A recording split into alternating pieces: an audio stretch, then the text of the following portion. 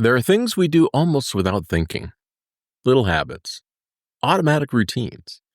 You brush your teeth, you lock your door, you restart your phone when it acts weird. You don't overthink them, you just do them because you know they work. But when it comes to your financial life, that same logic just disappears.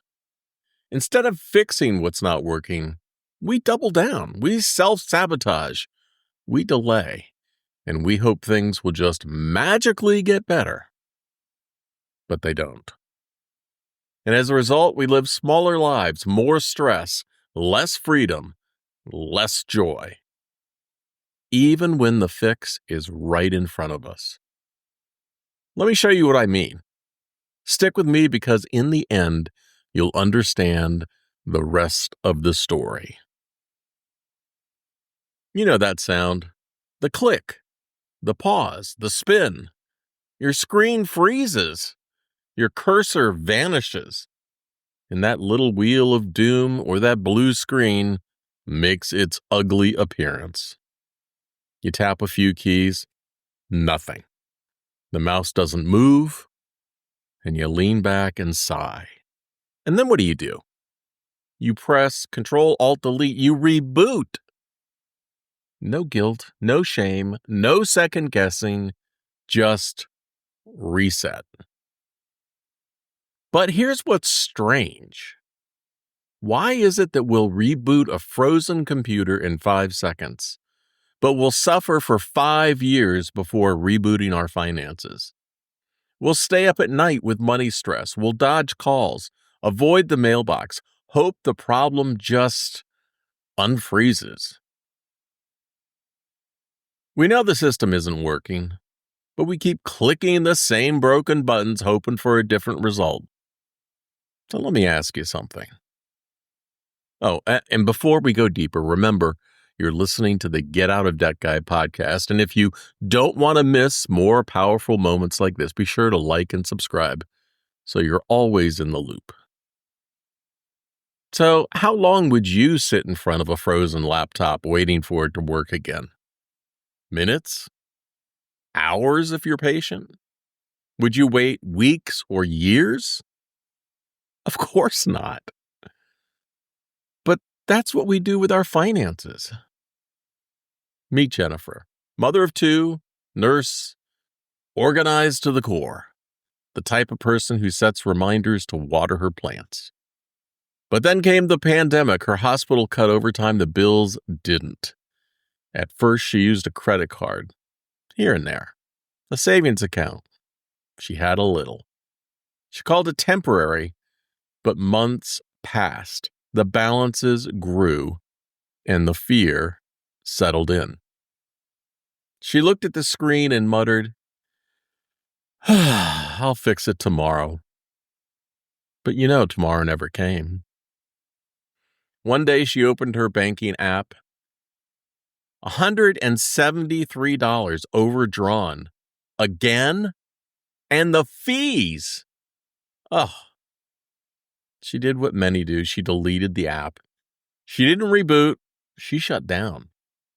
Because in her mind, rebooting meant failure. It meant asking for help. It meant facing the numbers. And that, to her, well, that felt worse than the debt itself. Let's step back for a moment. Think about all the things we do reset without hesitation. The router goes down. Your internet at home is out. You unplug it. You wait 10 seconds. You plug it back in. Your phone glitches. You power it off and back on. A recipe flops. You start again with fresh eggs and less salt this time. Even with relationships, right? You've had that friend, the one that you gave a second chance, maybe even a third, but eventually you let go because the cost of keeping something broken is just too damn high. So why, when it comes to money, do we refuse to reboot? Because money gets personal. It's not just numbers on a screen. It's identity. It's pride. It's guilt. We don't just say, I'm in debt.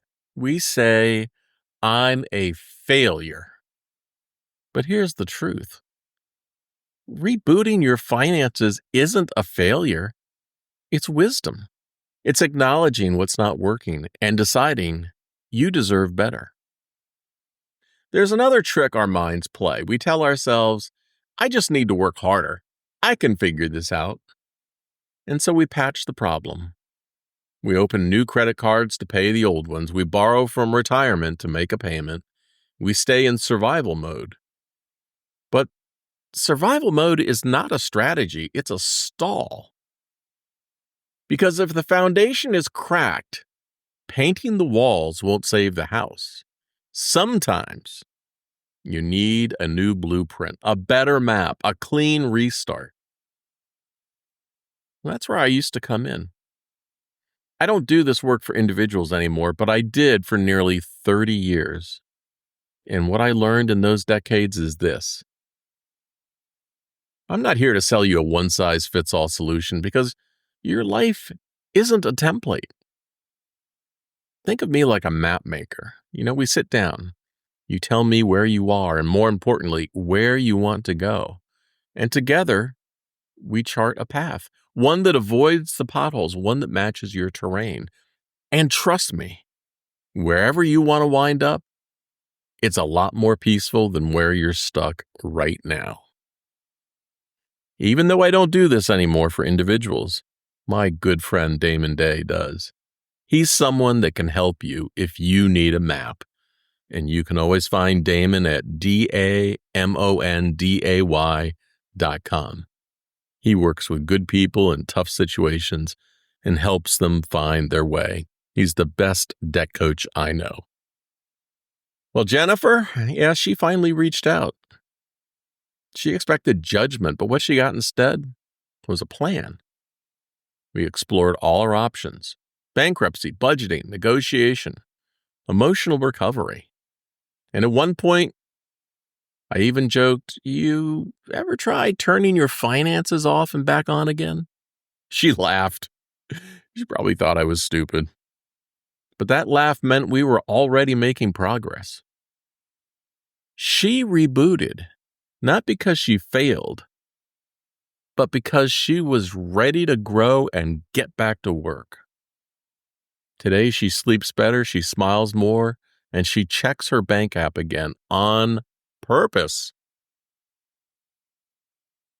You reboot your computer because you trust it'll run better afterwards. Why not give your life the same chance? If this message is already hitting home for you, hey, boop that like button, give it a little love. It helps more people find this message. And visit getoutofdebt.org. That's me. There's a whole world of real help and human support waiting just for you. You can't control the past, but you can choose to reboot. And now you know the rest of the story. If you enjoyed the podcast today, hey, it's free to subscribe. Hit the button or tell someone about it.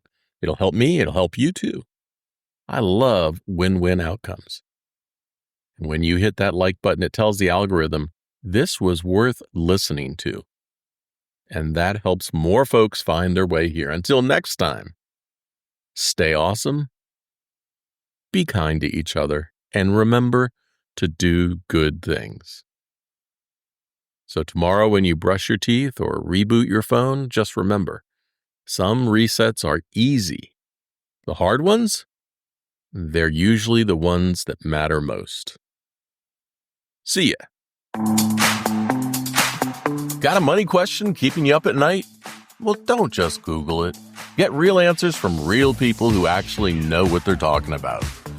Head to getoutofdebt.org/podcast to ask your question, and you might hear it on an upcoming episode. But hey, if you'd rather keep it private, Damon Day has your back. Visit damonday.com because getting out of debt is easier with the right help. That's getoutofdebt.org/podcast, where smart money questions lead to smarter money moves.